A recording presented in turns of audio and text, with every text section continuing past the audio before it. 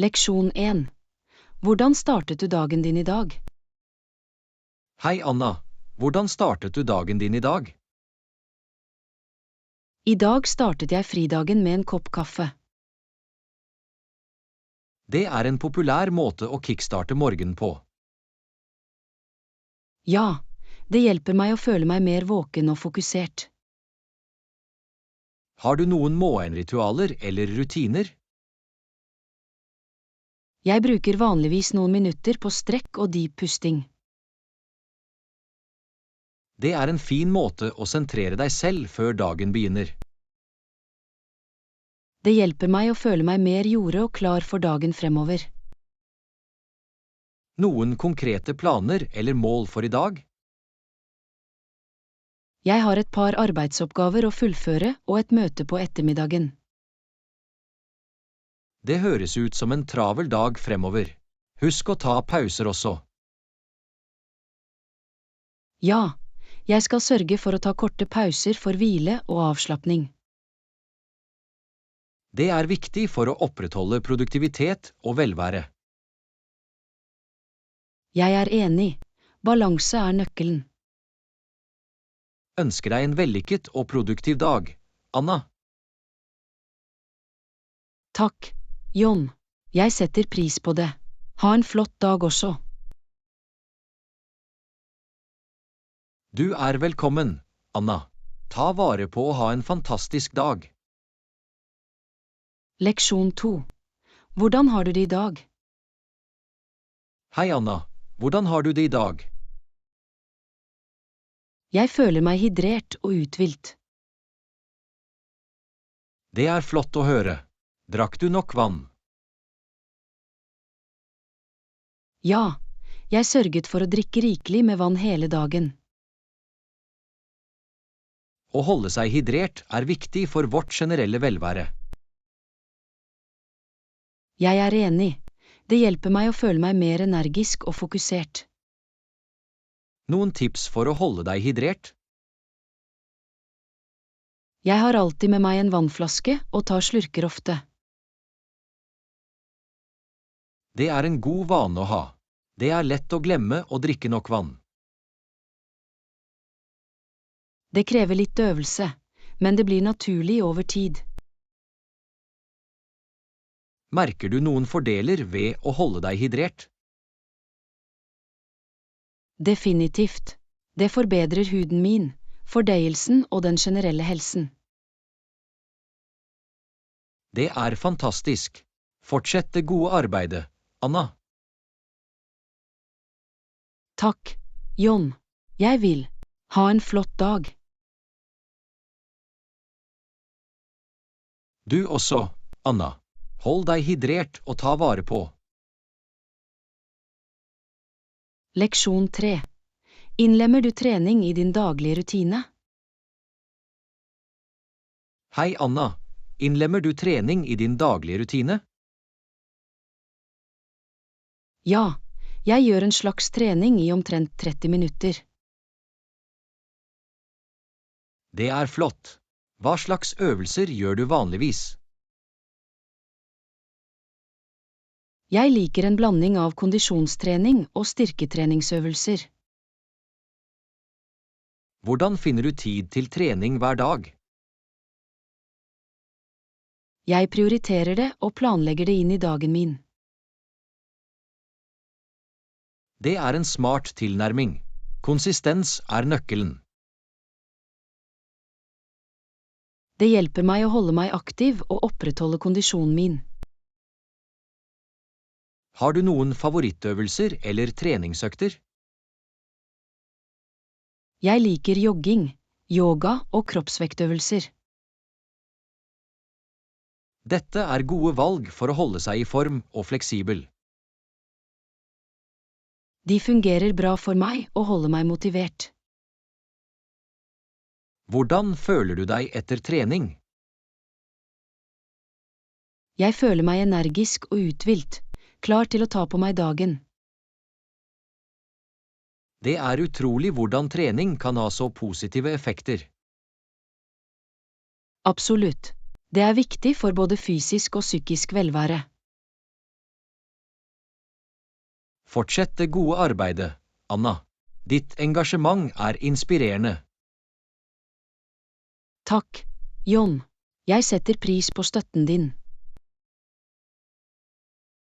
Du er velkommen, Anna. Ha en fantastisk trening i dag. Takk, John. Du også. Hold deg aktiv og ta vare på. Leksjon 4. Tok du på deg sminken din i dag?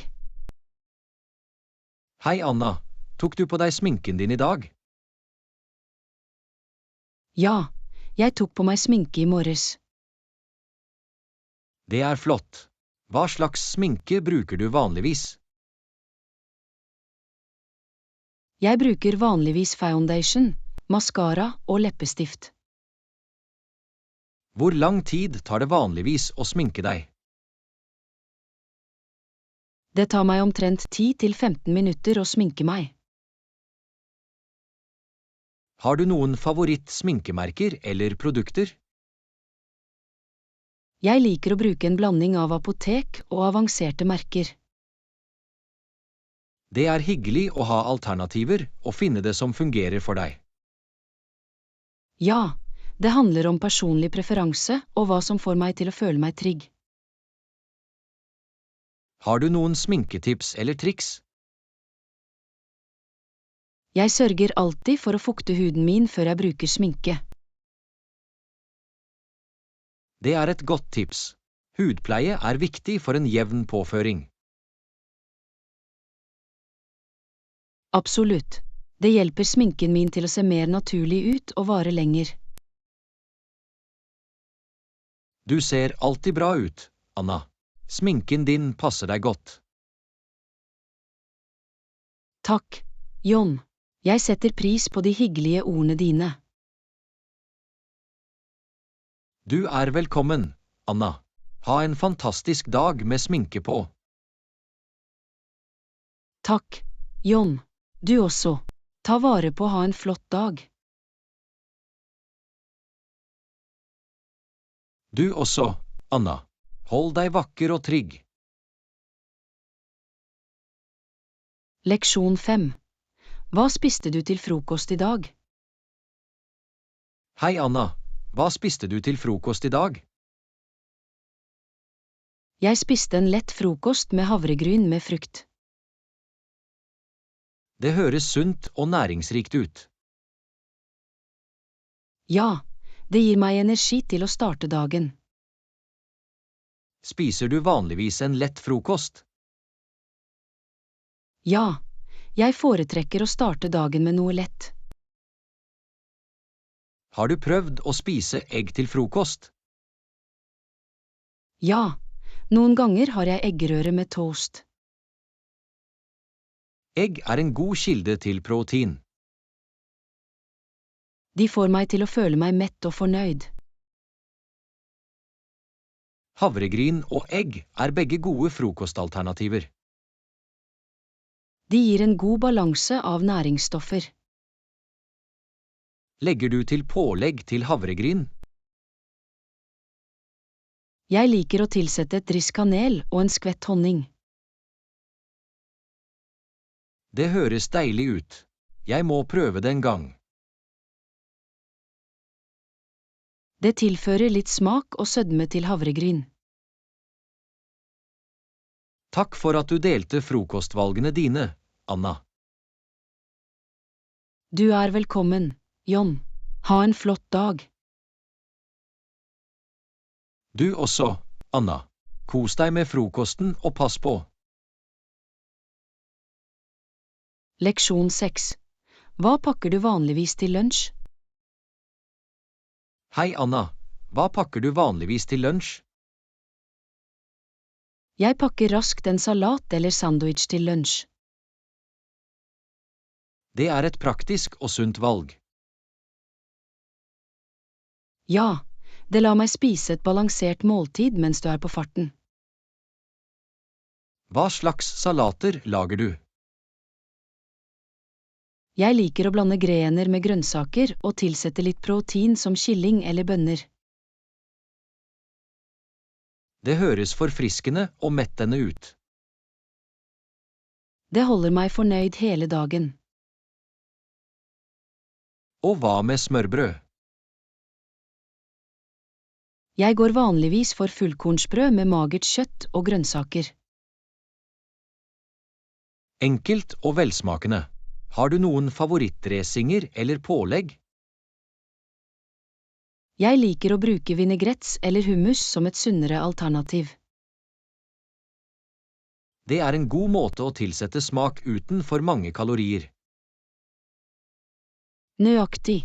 Det handler om å finne en balanse. Har du noen tips for rask og enkel lunsjpakking?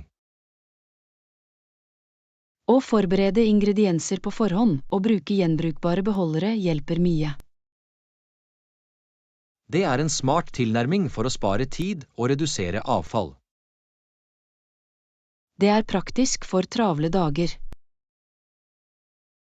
Vel, matpakkene dine høres deilig og næringsrik ut.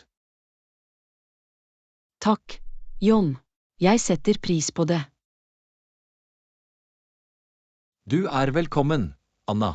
Kos deg med lunsj og ha en flott dag. Takk, John. Du også. Ta vare på. Leksjon 7. Hvordan pendler du vanligvis til jobb? Hei, Anna. Hvordan pendler du vanligvis til jobb? Jeg sykler på jobb. Det tar omtrent 20 minutter. Det er en sunn og miljøvennlig måte å reise på. Ja, det er både praktisk og hyggelig. Står du overfor noen utfordringer mens du sykler til jobb? Noen ganger må jeg navigere gjennom trafikken, men generelt er det en jevn tur. Har du lagt merke til noen fordeler med å sykle til jobb? Det hjelper meg å holde meg aktiv og sparer penger på transport. Det er flott. Det er en vinn-vinn-situasjon. I tillegg er det en forfriskende måte å starte og avslutte arbeidsdagen på. Har du noen tips for å sykle for å jobbe trygt? Å bruke hjelm, overholde trafikkregler og ha reflekterende utstyr er viktig. Sikkerhet bør alltid være en prioritet. Absolutt. Det er avgjørende når du sykler i byen. Vel, det er prisverdig at du velger sykling som pendling. Takk, John. Jeg liker det mye. Du er velkommen, Anna. Ha en hyggelig sykkeltur til jobb og en produktiv dag. Takk, John. Du også. Ta vare på. Leksjon 8. Hva er det første du gjør når du kommer på jobb? Hei, Anna. Hva er det første du gjør når du kommer på jobb? Jeg liker først å fange opp e-post. Det er en god måte å holde seg organisert og informert på. Ja, det hjelper meg å prioritere oppgavene mine for dagen. Hvordan administrerer du e-postinnboksen din effektivt? Jeg prøver å svare på presserende e-poster med en gang og kategorisere andre for senere. Noen tips for å holde deg oppdatert på e-post? Det kan være nyttig å angi angitte tider for å sjekke og svare på e-post. Det er en smart tilnærming for å unngå konstante distraksjoner. Det holder meg fokusert på annet viktig arbeid også. Har du noen strategier for å administrere et stort volum e-post? Jeg bruker filtre og mapper for å organisere og sortere e-postene mine. Det er en god måte å holde ting organisert og lett tilgjengelig. Ja, det sparer tid og forhindrer at viktige e-poster går seg vill. Vel, det høres ut som om du har et godt system på plass for e-postadministrasjon. Takk, John. Det hjelper meg å holde meg produktiv. Du er velkommen, Anna. Ha en produktiv dag på jobben. Takk, John. Du også. Ta vare på. Leksjon 9. Hva er det neste du gjør etter å ha sjekket e-postene dine? Hei, Anna. Hva er det neste du gjør etter å ha sjekket e-postene dine? Jeg sjekker kalenderen min for å se hvilke møter jeg har. Det er en god måte å planlegge dagen på og holde seg organisert. Ja, det hjelper meg å tildele tid til forskjellige oppgaver. Hvordan prioriterer du møtene dine?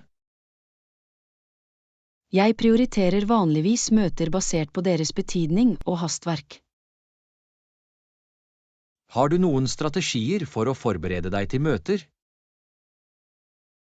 Jeg sørger for å gjennomgå relevant materiale eller notater på forhånd.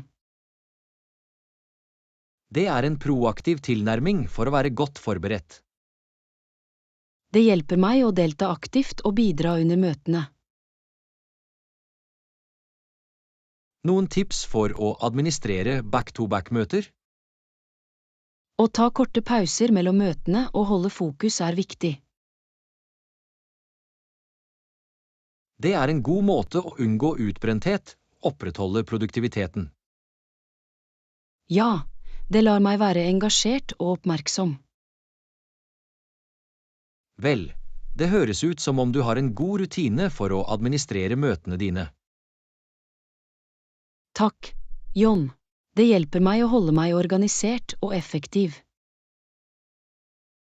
Du er velkommen, Anna.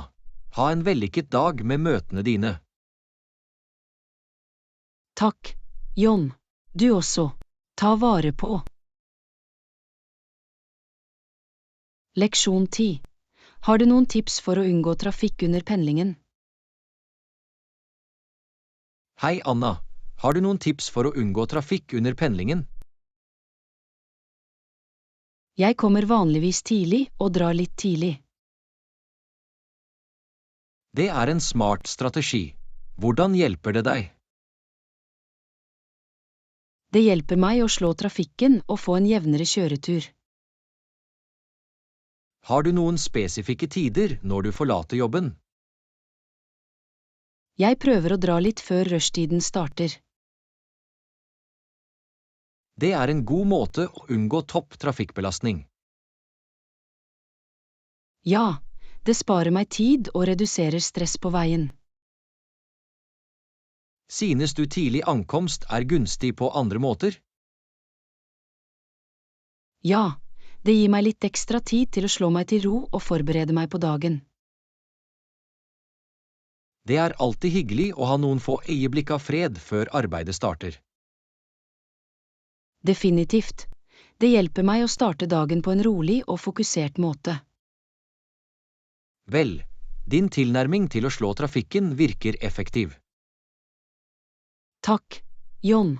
Det fungerer bra for meg.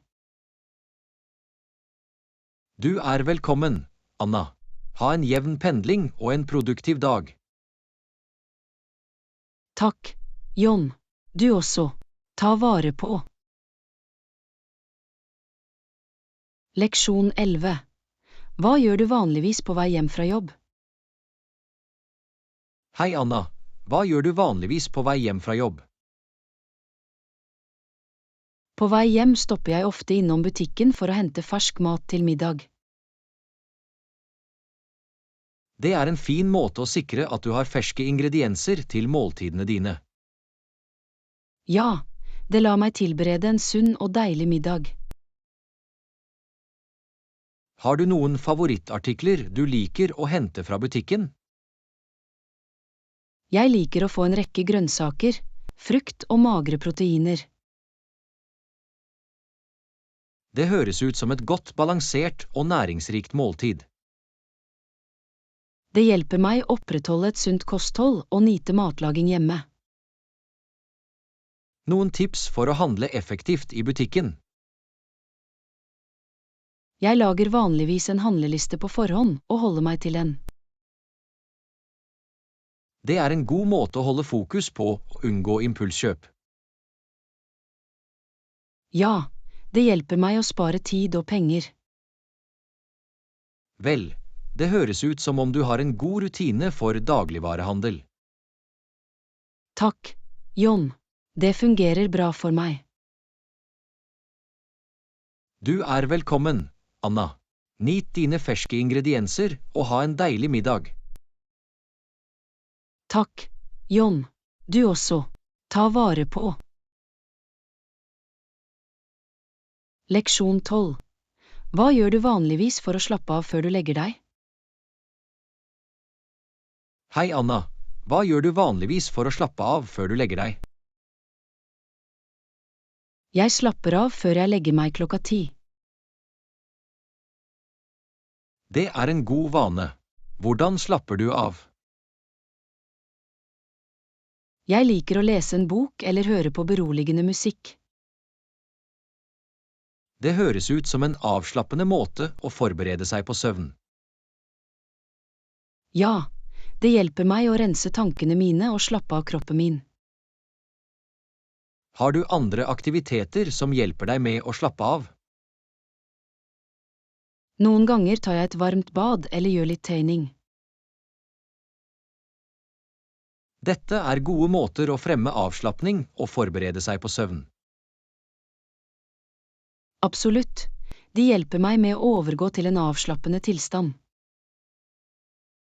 Noen tips for å få en god natts søvn. Å skape et komfortabelt søvnmiljø og holde seg til en leggetidsrutine kan hjelpe. Det er en god tilnærming for å etablere sunne søvnvaner. Ja, det fremmer bedre søvnkvalitet og generelt velvære. Vel, det høres ut som om du har en god rutine for å slappe av og få en god natts søvn. Takk, John. Det fungerer bra for meg. Du er velkommen, Anna. Ha en avslappende natt og søte drømmer. Takk, John. Du også. Ta vare på. Lekse 13.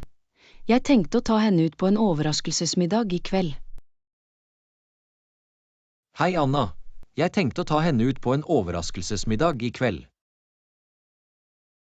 Det høres ut som en nydelig idé. Men jeg er bekymret for at hun allerede har planer. Kanskje du subtilt kan spørre henne om hun er tilgjengelig i kveld. Jeg vil ikke ødelegge overraskelsen hvis hun har planer. Du kan prøve å spørre henne uten å gi bort overraskelsen.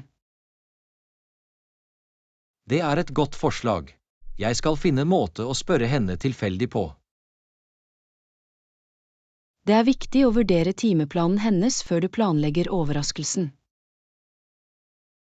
Ja, jeg vil sørge for at det blir en spesiell kveld for oss begge. Jeg er sikker på at hun vil sette pris på innsatsen du legger ned i det. Jeg håper det.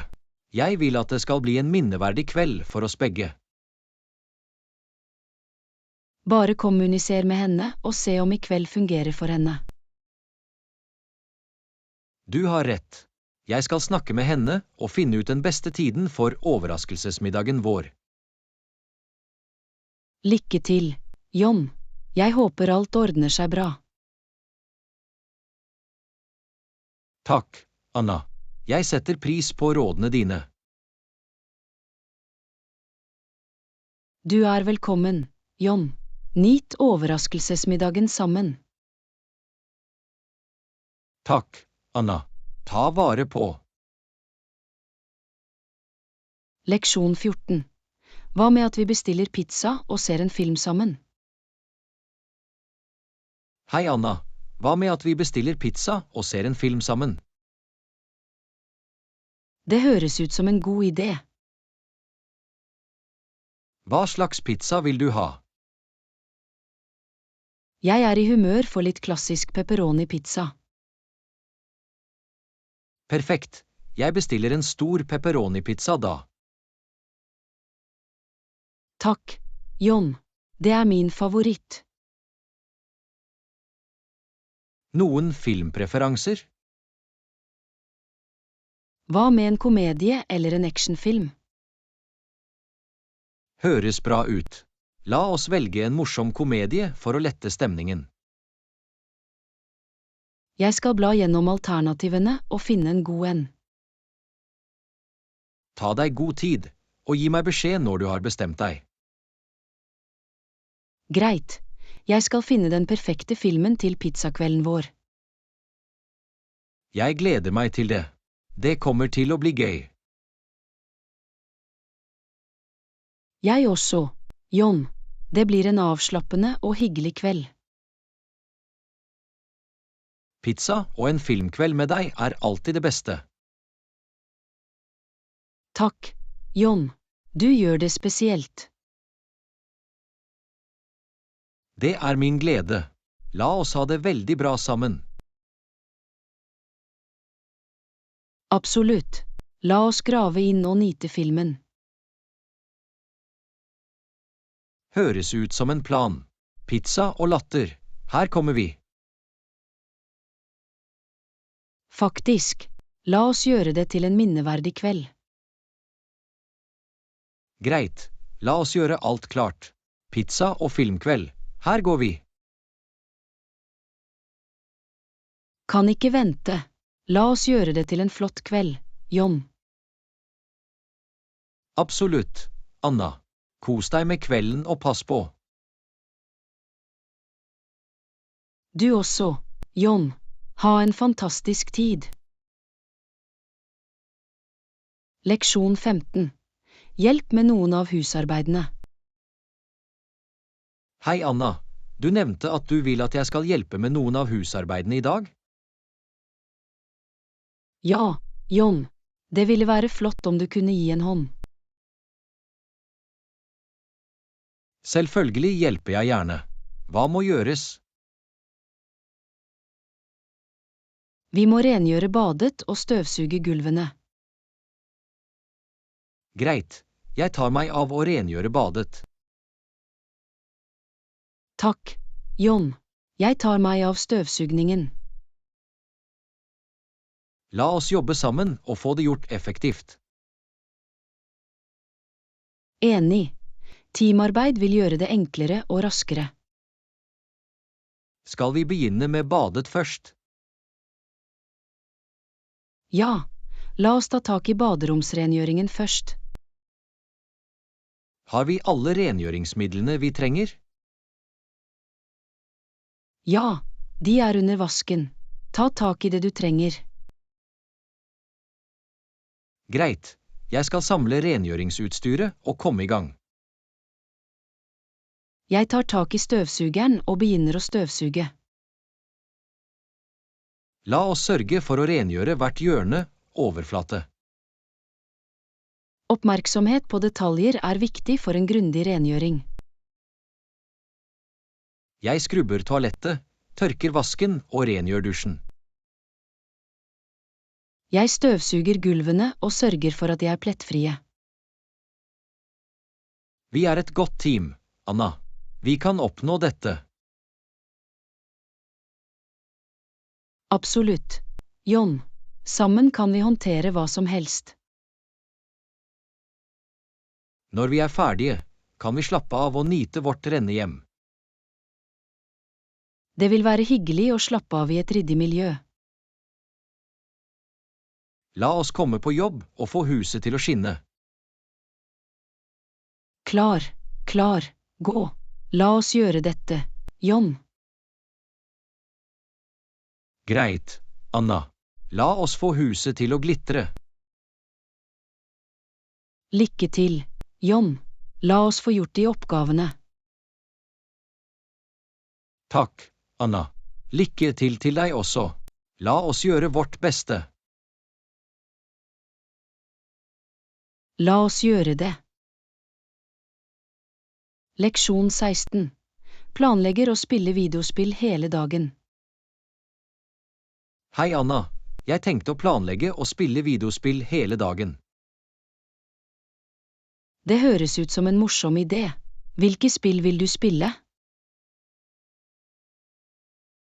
Jeg har noen få spill i tankene, som racing og eventyrspill. Vil du spille sammen eller solo?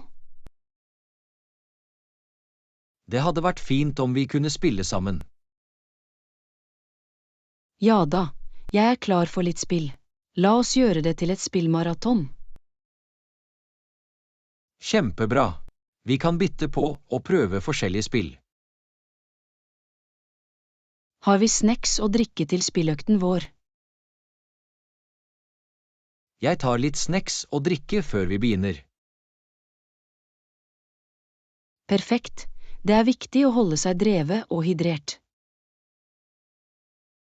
La oss sette opp spillkonsollen og gjøre oss klare til å spille. Jeg tar tak i kontrollerne og setter opp spillområdet. Skal vi begynne med et racingspill? Høres bra ut. La oss løpe og se hvem som er den beste sjåføren. Utfordring akseptert. Gjør deg klar til å spise støvet mitt. Vi får se om det. Jeg skal gi deg litt tøff konkurranse. La oss ha det gøy og nyte spilldagen vår sammen. Absolutt. Det handler om å ha det bra. Jeg setter pris på at du ble med meg på en dag med spill. Ikke noe problem, John. Det er alltid gøy å spille spill med deg. La oss lage noen uforglemmelige spillminner i dag. Jeg er klar for det. La oss gå opp i nivå og erobre disse spillene. Greit, Anna. Spill på. Spill på, John. La oss gjøre dette. Lykke til, Anna. La spillene begynne. Takk, John. Måtte den beste spilleren vinne. Leksjon 17. Skal jeg vaske opp eller støvsuge? Hei, Anna. Skal jeg vaske opp eller støvsuge? Hva med at du vasker opp, så ordner jeg støvsugningen. Høres ut som en plan. Jeg begynner med oppvasken da. Takk, John. Jeg setter pris på hjelpen din. Ikke noe problem, Anna. Jeg er glad for å bidra. La oss sørge for å vaske oppvasken grundig. Definitivt. Vi vil at de skal være knirkende renne. Jeg tar tak i støvsugeren og kommer i gang. Flott. Gulvene vil være plettfrie på kort tid. Vi er et godt team når det gjelder gjøremål. Det er sant. Vi jobber godt sammen. Det er viktig å holde hjemmet rent og ryddig. Jeg er enig. Et rent hus føles mer behagelig. La oss komme i gang og fullføre oppgavene effektivt. La oss gjøre det. Vi får alt glitrende på kort tid. Jeg er glad vi kan stole på hverandre for hjelp. Jeg også, Anna. Vi kan oppnå hva som helst sammen. Når vi er ferdige, kan vi slappe av og nyte det rene rommet vårt. Det er den beste delen. Et rent hjem er så forfriskende. Ok, la oss komme i gang og få det til å skinne. Klar, gå. La oss takle disse oppgavene. Lykke til, John. La oss få oppvasken og gulvene gjort. Takk, Anna. Lykke til deg også. La oss gjøre vårt beste. La oss gjøre det. Leksjon 18. Skal vi ta ut søpla og rengjøre badet? Hei, Anna. Skal vi ta ut søpla og rengjøre badet? Ja, la oss takle disse oppgavene i dag. Jeg tar meg av å ta ut søpla. Takk, John. Jeg tar meg av å rengjøre badet. Sørg for å knytte søppelposen tett. Jeg vil. Vi vil ikke ha søl eller rot. Jeg tar tak i søppelkassen og drar ut. Ikke glem å bytte vesken med en ny. Jeg vil ikke. Jeg skal sørge for at alt er rent og ryddig. Jeg henter rengjøringsutstyret til badet. Rengjør vasken, toalettet og dusjen grundig. Jeg skal skrubbe hvert hjørne og få det til å skinne. Vi er et godt team, Anna. Vi kan gjøre dette effektivt. Absolutt, John. Sammen kan vi håndtere enhver oppgave. Når vi er ferdige, får vi et friskt og rent hjem. Det vil føles så godt å ha alt i orden. La oss komme på jobb og fullføre disse oppgavene raskt. Klar, gå. La oss gjøre hjemmet vårt plettfritt. Lykke til, Anna. La oss få søppelet ut og badet rent. Takk, John. Lykke til deg også. La oss gjøre vårt beste. La oss gå. Leksjon 19. Legg den tilbake på hyllen. Anna, du mistet en tallerken. Legg den tilbake på hyllen. Beklager, John. Jeg skal være mer forsiktig neste gang. Ulykker skjer. Bare vær mer forsiktig. Jeg skal sørge for å håndtere ting med forsiktighet. Det er viktig å unngå unødvendig brudd. Jeg forstår, John. Jeg vil være mer oppmerksom. Takk, Anna. La oss forhindre flere ulykker. Jeg skal være ekstra oppmerksom fra nå av. Det er flott. Vi kan unngå fremtidige uhell.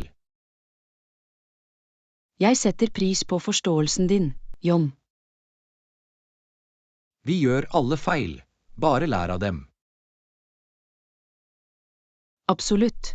Jeg tar det som en leksjon. La oss gå videre og være mer forsiktige i fremtiden. Avtalt. Ikke flere ulykker fra nå av. Jeg stoler på deg, Anna. Jeg vet at du vil gjøre det bedre. Takk for din tro på meg, John. Du er velkommen.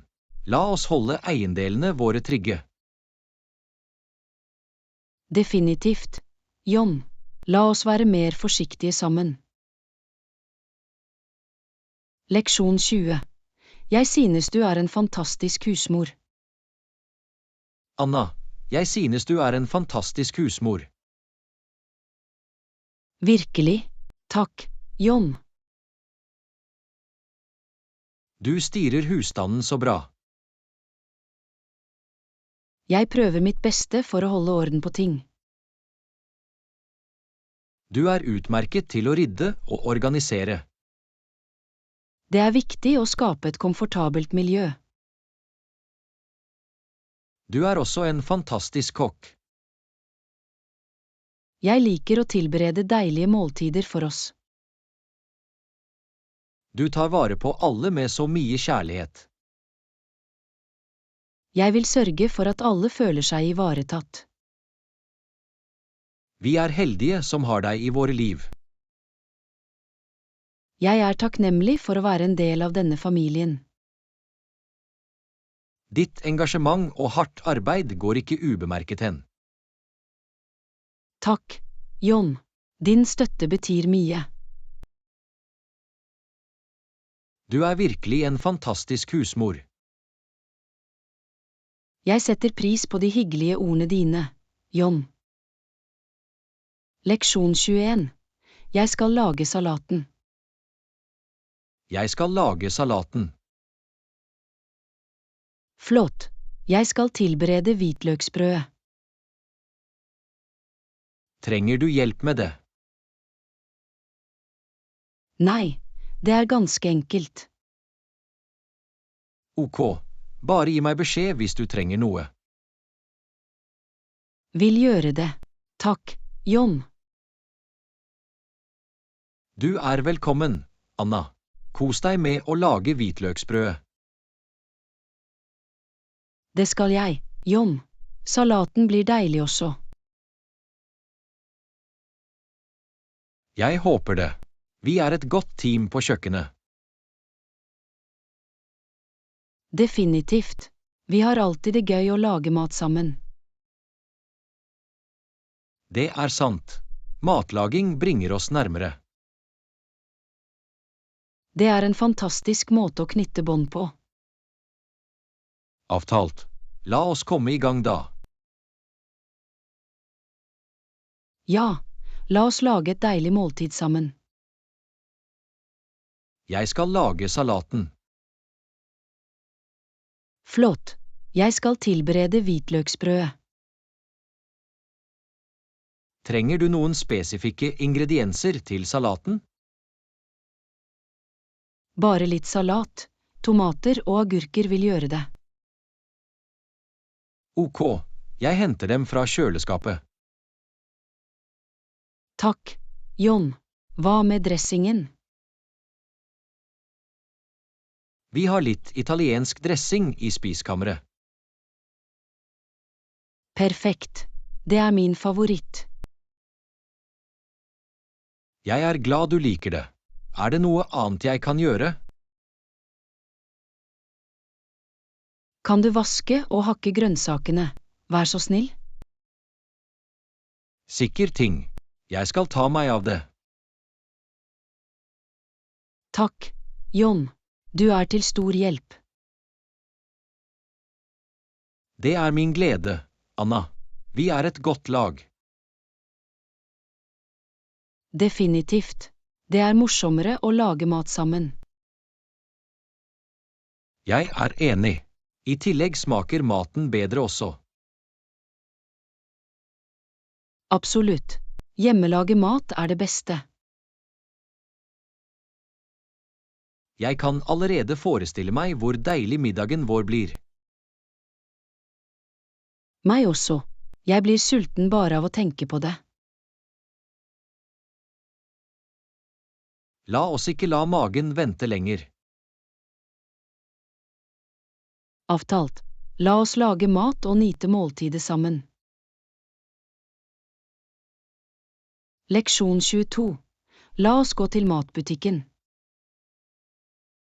Anna, la oss dra til matbutikken. Ja da, vi må få alt vi trenger. Har vi en handleliste? Ikke ennå, men vi kan lage en raskt. Flott, jeg tar en penn og papir.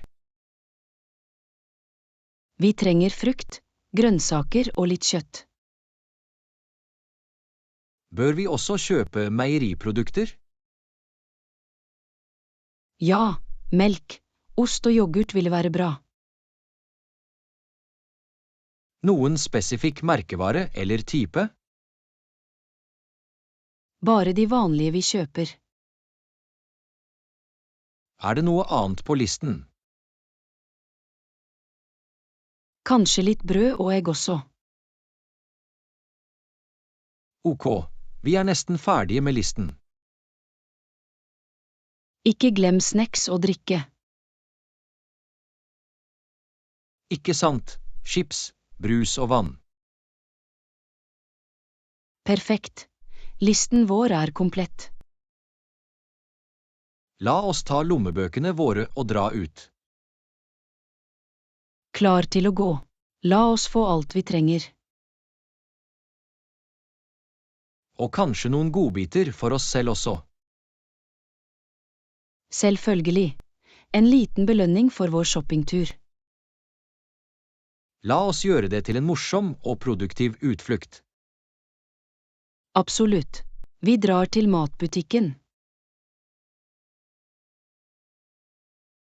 Leksjon 23. Vi hadde vanskelig for å plukke ut de riktige fruktene og grønnsakene. Anna, vi hadde vanskelig for å plukke ut de riktige fruktene og grønnsakene. Ja, det var utfordrende å finne de som var modne. Jeg tror vi bør se etter de som er faste, men ikke for harde. Det er et godt poeng. Myke frukter kan være overmodne. Og grønnsaker skal være levende i fargen og fri for flekker. Definitivt vil vi at de skal være friske og næringsrike. Det tok litt tid, men jeg synes vi gjorde en god jobb med å velge dem. Jeg er enig. Vår innsats vil lønne seg i de deilige måltidene vi lager. Det er verdt den ekstra innsatsen for kvalitetsingredienser. Absolutt. Det er viktig å prioritere friskhet og smak. La oss sørge for å lagre og håndtere dem riktig hjemme også. Ja, vi bør holde dem under de rette forholdene for å opprettholde friskheten. Jeg er glad for at vi gikk gjennom prosessen sammen. Meg også. Vi er et godt team, selv i utfordrende situasjoner. Det er sant. Vår besluttsomhet og teamarbeid kommer alltid gjennom. La oss nyte fruktene av arbeidet vårt og lage fantastiske retter. Jeg kan ikke vente. Å lage mat med deg er alltid et eventyr. På samme måte, John, la oss lage litt kulinarisk magi. La oss faktisk komme i gang og lage noe deilig. Leksjon 24. Vi kan bare prøve å huske hva vi trenger. Anna, vi kan prøve å huske hva vi trenger. Ok, la oss se om vi kan huske alt. Frukt, grønnsaker, kjøtt, meieri, brød, egg, snacks og drikke. Greit, vi har alt. La oss gå til kassen. Forhåpentligvis glemmer vi ikke noe. Jeg holder eie med varene i handlekurven. Flott, la oss fullføre handelen greit. Vi klarte å fullføre handelen uten flere uhell. Det er en lettelse. Nå, la oss ta veien hjem. Jeg gleder meg til å losse dagligvarene og slappe av. Det har vært en ganske produktiv dag. Definitivt.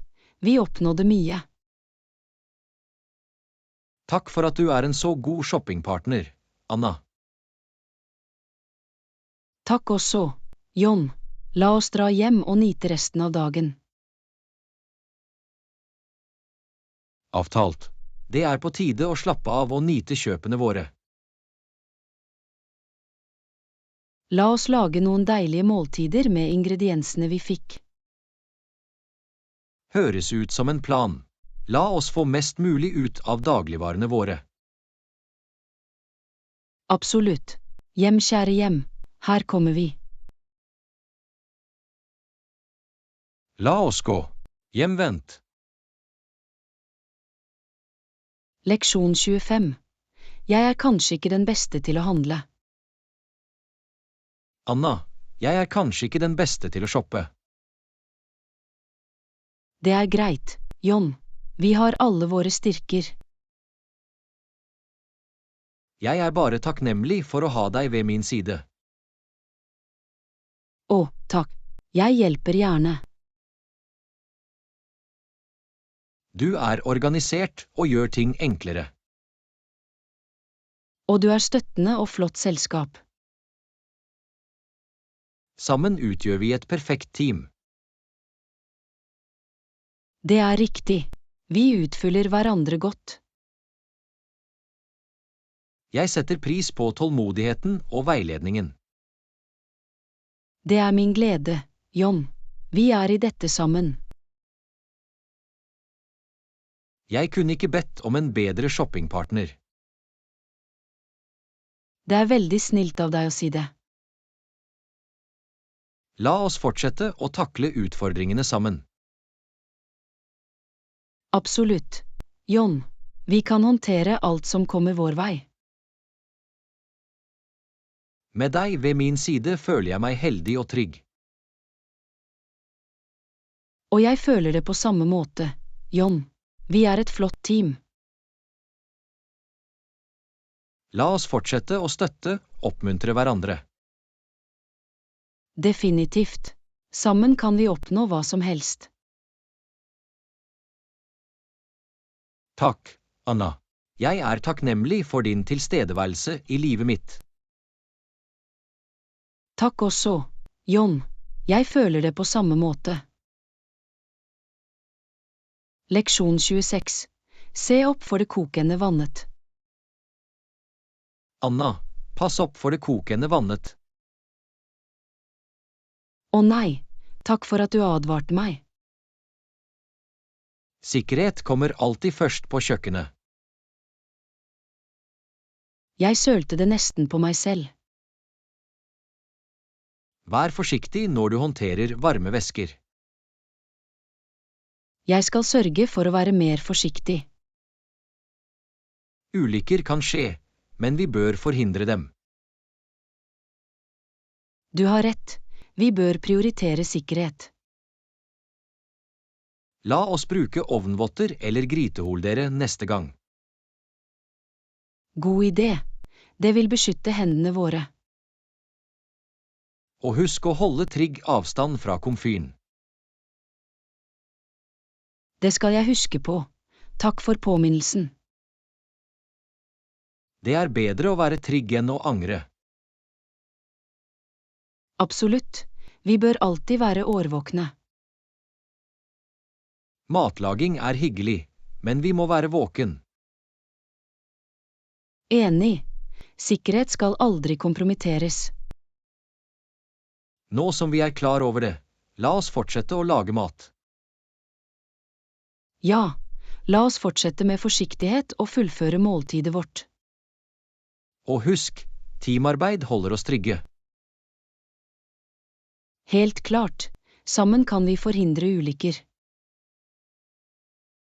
Flott. La oss fortsette å lage mat og være trygge. Absolutt. La oss fullføre det vi startet. Leksjon 27. Hvorfor har vi et håndkle hendig? Anna, hvorfor har vi et håndkle tilgjengelig? Vi trenger det for å tørke opp søl eller rot. Det gir mening. Det er en smart idé. Det bidrar til å holde kjøkkenet rent og trygt. Absolutt. Et håndkle er et nyttig verktøy. Det er viktig å håndtere søl raskt.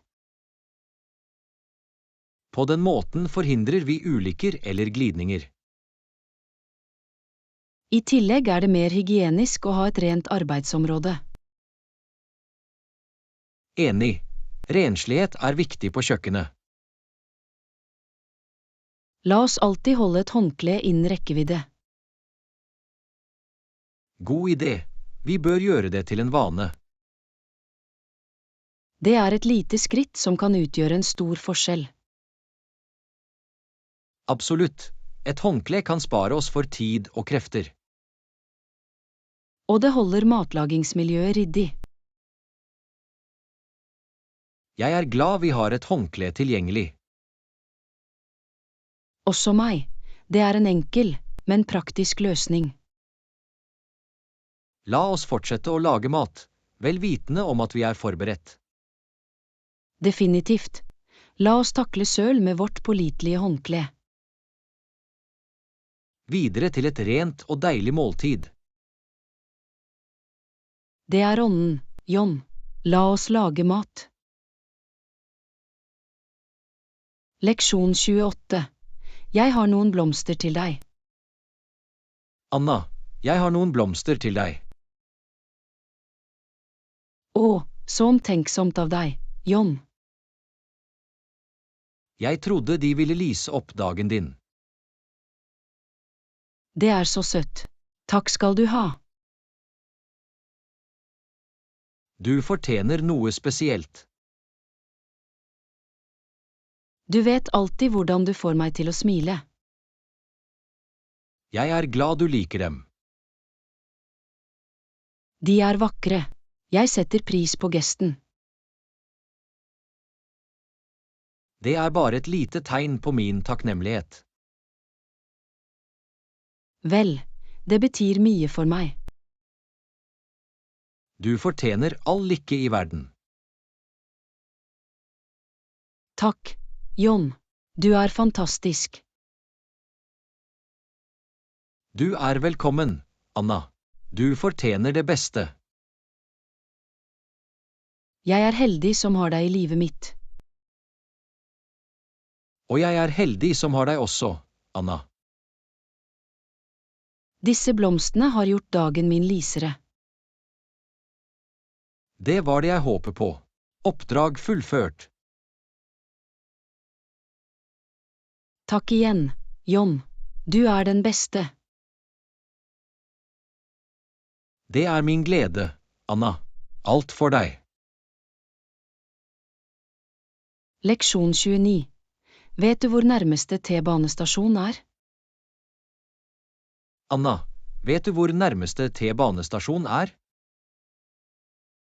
Ja, nærmeste stasjon ligger bare noen kvartaler unna. Det er praktisk. Hvor lang tid tar det å gå dit? Det bør ta oss omtrent 10 minutter til fots. Perfekt. Vi kan spare tid ved å ta T-banen. Definitivt. Det er raskere enn å kjøre i denne trafikken. Er stasjonen lett å finne? Ja, det er godt merket og det er skilt underveis. Flott. Vi vil ikke gå oss vill da. Ikke bekymre deg. Jeg kjenner veien godt. Skal vi kjøpe billetter før vi kommer dit? Vi kan kjøpe dem på stasjonen. Det er mer praktisk.